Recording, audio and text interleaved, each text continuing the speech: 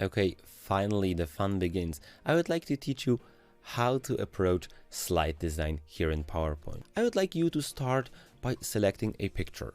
You can, for example, do this on pixabay.com because we have free photographs here. And I saw this leaves, this autumn photograph, and I feel drawn to it.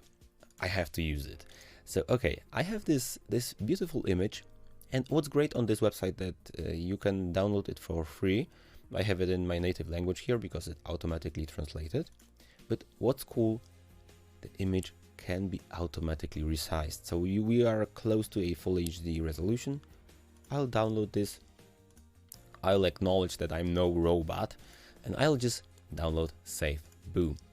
Okay, how do I want to approach this? I want to delete everything and I would like to use the image I had. Okay, put it as a background. And you could imagine that I should also select right click, format background, and just use a picture for the background. Note it isn't exactly the best way because yes, we cannot click on it, but we cannot move it. So if this would be a picture, I could move it. And I like to have my creative freedom and I want to move the picture manually.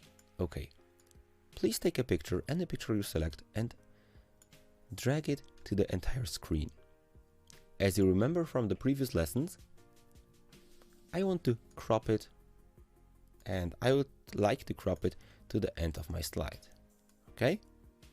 Like this, crop. And this would be a perfect start to our presentation. Now I would like to teach you how to create overlays. For this overlay, I'll need a gradient, and that's why I wanted to show you this great website. And by the way, I am also not promoting this website, it's just so great that it's simply very nice to use, especially for people who never designed, who never were really designers and do not know a lot of gradients from the top of their head. So you can go to a website like this, you can click on show all gradients and you have, well, not many, but a bunch of absolutely beautiful gradients. And what would work here? Maybe this. Really, any style you would like to apply to this picture will work.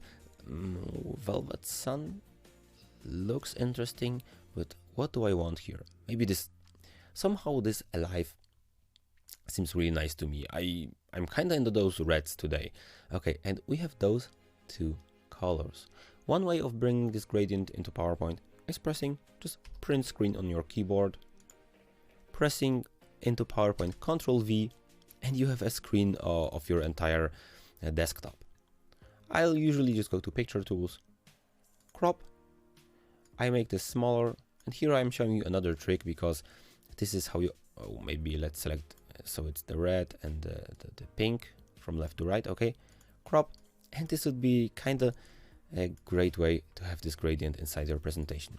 Okay, what do I mean with an overlay? I would like you to go to Insert, go to Shapes, and select a big rectangle. Make the rectangle as your entire slide. Boom, like this. Do not worry that it covers up the entire thing. Okay, now I will start to edit it. First, I go to Shape Outline, I select No Outline. Then I right click on it, and I select Format Shape. As you can see, I have it already opened. And on the Format Shape, you want to go to Gradients. This is the gradient I used before, but usually, let me reset this.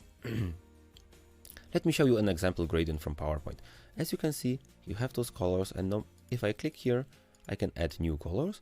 And if I click on them and make my mouse outside of the screen, it will delete the colors. Okay, so you want to select the first color. You want to open the bucket and you want to select the eyedropper. And note, on PowerPoint 2010, the eyedropper still wasn't around. It's the same for PowerPoint for Mac 2011, I believe, but PowerPoint for Mac 2016 and PowerPoint 2013 already had eyedropper. So if you have any newer version, you will of course have the eyedropper. I'll click and I'll select my first color. Then I select the second one. I again eyedropper, click, and I select the second color. So I have this gradient. You have many ways of editing this gradient, and I would like you to click on all of them. click on linear. Well, maybe this gradient has a very similar color, so it isn't perfectly visible. And then you have the direction of this gradient.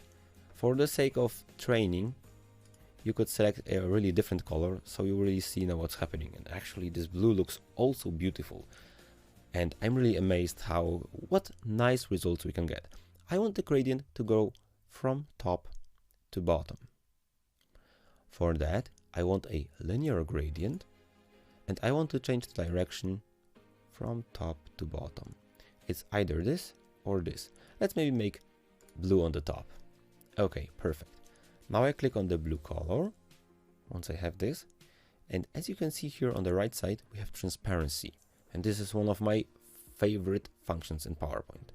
So I will raise the transparency and my picture is slowly revealing.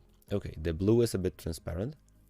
Now I select this reddish, orangish, pinkish, and I also make it a bit transparent. That's so beautiful. And do we want the blue here? Maybe make this more transparent. I'm not entirely sure about the blue, so I'll click on the blue.